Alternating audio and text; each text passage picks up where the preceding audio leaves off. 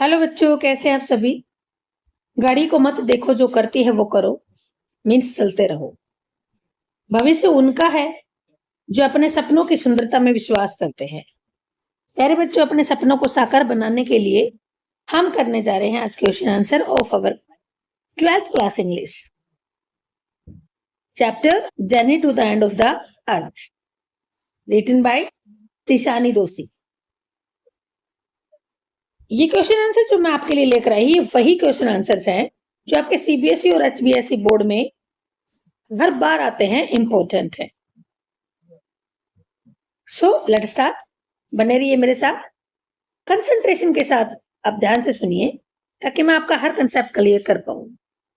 So first question, how does Tishani Doshi describe her journey from Madras to the world's coldest driest windiest continent Antarctica. कैसे तिशानी दोषी जो हमारी writer है वो अपनी यात्रा के बारे में बताती है, जिसने मद्रास से संसार के सबसे ठंडे, सबसे सूखे और सबसे हवादार कंटिनेंट अंटार्कटिका पर यात्रा की। So see the answer, let's see. Tishani Doshi went from hot Madras to cold Antarctica. गर्म मद्रास से कहां जाती है? ठंडे अंटार्कटिका पर जाती है। First she flew by plane to South America. सबसे पहले प्लेन के द्वारा अमेरिका जाती है। Then she went on a ship to Antarctica. उसके बाद शिप के द्वारा अंटार्कटिका पहुंच जाती है। ओवरऑल कुल मिलाकर के जितना वो क्रॉस करती है area, she crossed 9 time zones, 6 check points, 3 bodies of water and at least 3 ecospheres. क्या क्या क्रॉस करती है? 9 टाइम जोन्स को, 6 चेक पॉइंट्स को, 3 समुद्रों को और उसके बाद 3 जैव विज्ञान जहां पर जीव जंतु रहते हैं, means plain area. The journey was long and difficult. यात्रा बहुत ही लंबी और परेशानी से भरी थी, कष्टदायक थी। She was surprised to see so much ice and snow everywhere. इतनी ज्यादा बर्फ देख करके वो बड़ी हैरान हो जाती है, हर जगह बर्फ ही बर्फ। It was very different from her home.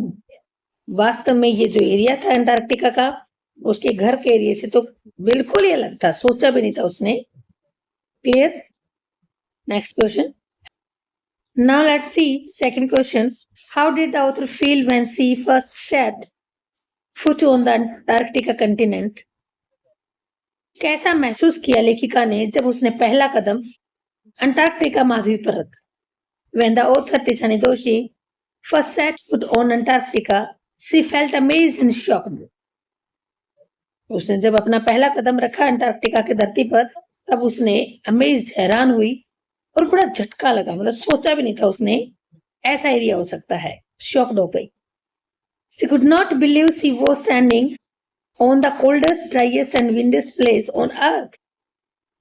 वो तो सोच भी नहीं सकती थी कि धरती के ऊपर इतने प्यारे, ठंडे और सूखे और हवादार स्थान पर वो खड़ी है। आज उसे मौका मिला है, उसको बिलीव ही नहीं हो रहा था, विश्वास ही नहीं हो रहा था। She felt like she had gone back in time. उसे बिल्कुल ऐसा लगा कि पीछे पास्ट में जा चुकी है वो। To a world before humans, उस संसार में जब मानव जाति ने जन्म ही नहीं लिया था इस धरती के ऊपर। The whose eyes, silence and beauty of nature made her feel small and made her think deeply about the earth and the environment. ज्यादा बर्फ देखी उसने, वहां बिल्कुल शांति थी और प्रकृति की सुंदरता देख करके वो हैरान थी। उसे ऐसा लगा मैं तो बहुत छोटी सी हूं, कुछ भी नहीं हूं। और वो सोचने पर मजबूर हो गई, किसके बारे में बेटा? अर्थ एंड एनवायरमेंट के बारे में, कि इसकी रक्षा हम जब तक नहीं करेंगे तब तक हमारा फ्यूचर सिक्योर नहीं है। Clear concept? Let's start next. What are the indications for the future of humankind? यहाँ अंटार्कटिका पर जाने के बाद हमारी जो ऑथर थी उसको कैसा मनुष्य का भविष्य नजर आया? The way we are harming the earth, जिस तरीके से हम धरती का नुकसान कर रहे हैं, like cutting trees, polluting air and causing global warming. पेड़ काट रहे हैं, हवा को गंदा कर रहे हैं, शुद्ध कर रहे हैं, और इतना ही नहीं, इससे क्या बढ़ रहा है बेटा? ग्लोबल वार्मिंग हो रही है, पूरे संसार में गर्मी बढ़ती जा रही है। It shows that the future of humans is in danger. ये दिखाता है कि मनुष्य का जो भविष्य है वो खतरे में है। अंटार्कटिका's melting ice warms as warns। Warns होता चेतावनी देना। अंटार्कटिका को जो पिघलती हुई बर्फ है वो हमें चेतावनी देती है। The climate changes is real, कि जो आज वातावरण चेंज हो रहा है बिल्कुल वास्तविक है। If we don't act now our future will be in trouble. अगर हम अब नहीं संभले, कोई अच्छा कार्य प्रकृति के लिए नहीं किया, तो हमारा भविष्य खतरे में पड़ जाएगा। Clear? Now next question. Now this is the fourth question. Why is Antarctica the right place to understand the Earth's past, present and future? कैसे अंटार्कटिका सबसे बढ़िया स्थान है जहां पर जाकर के हम क्या पता लगा सकते हैं कि हमारी धरती है उसका कैसा पास्ट होगा, प्रेजेंट होगा और फ्यूचर होगा। Antarctica is like a time machine. Antarctica क्या है बेटा? बिल्कुल टाइम मशीन की तरह। जैसे टाइम मशीन में सब कुछ हमें पता चल जाता है, पास्ट, फ्यूचर और प्रेजेंट भी। It shows how earth looked million of years ago. Antarctica के ऊपर जब हम जाएंगे तो हमें पता चलेगा कि हमारी जो अर्थ है वो मिलियन ईयर्स अगो कैसे दिख रही थी। It's ice stores old air. इसकी बर्फ के अंदर पुरानी हवा आज भी है जो प्रकृति की स्टार्टिंग में थी।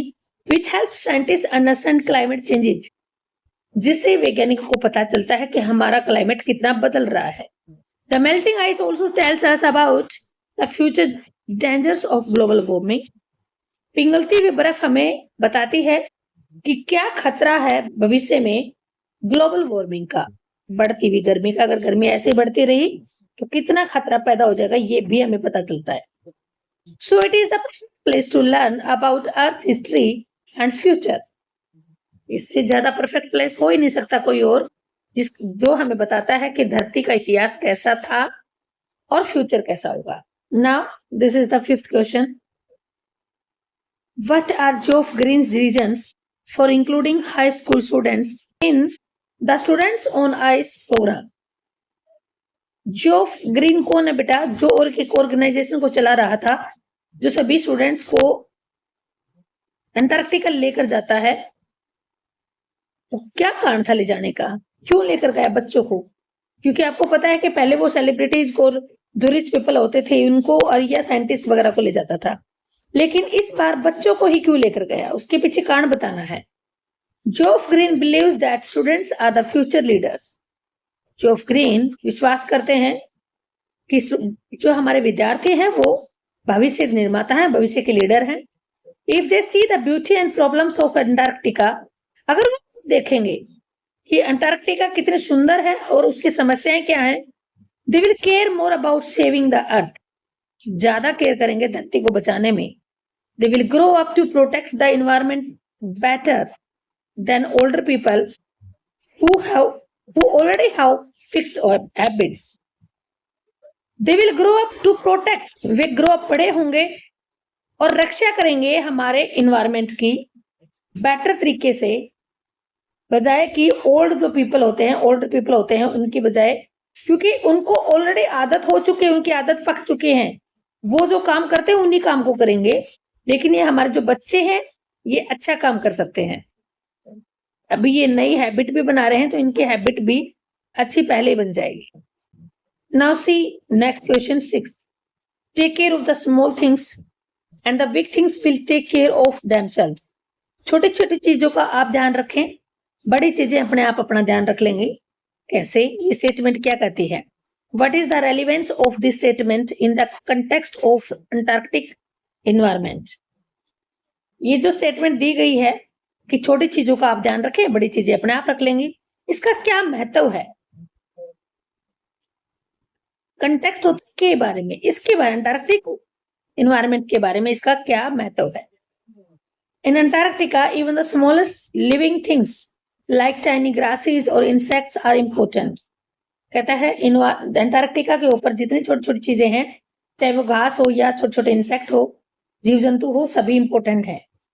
इफ वी गेट हार्म्ड, अगर उनको दे गेट हार्म्ड, अगर उनको नुकसान होता है, it affects the whole environment, पूरे वातावरण पर इसका प्रभाव पड़ेगा।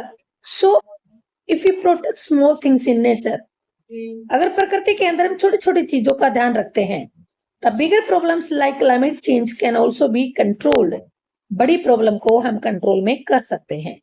Now last question, what was the aim of the students on ice programme? Students जो एक प्रोग्राम के तहत स्टूडेंट्स ऑन आइस, ये प्रोग्राम का नाम था, इसके तहत अंटार्कटिका भेजे गए, तो उनका मकसद क्या था, क्यों गए थे वो वहां पर?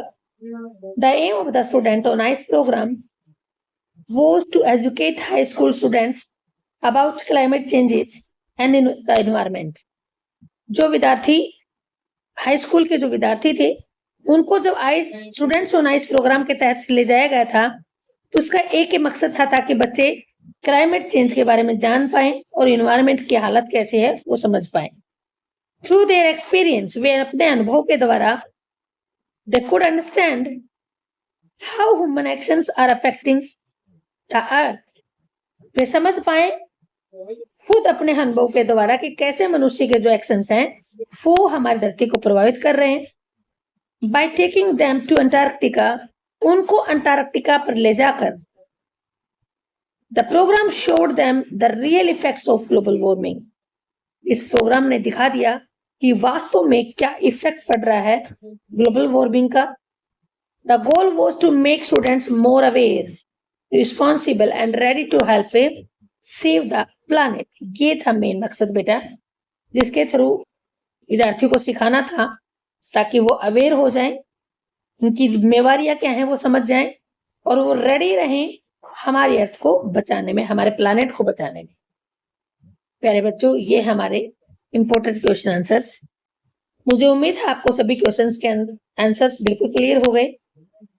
फिर भी कोई अगर डाउट है तो आप कमेंट बॉक्स में लिख सकते हैं, आई एम श्योर मैं आपको आंसर जरूर दूंगी।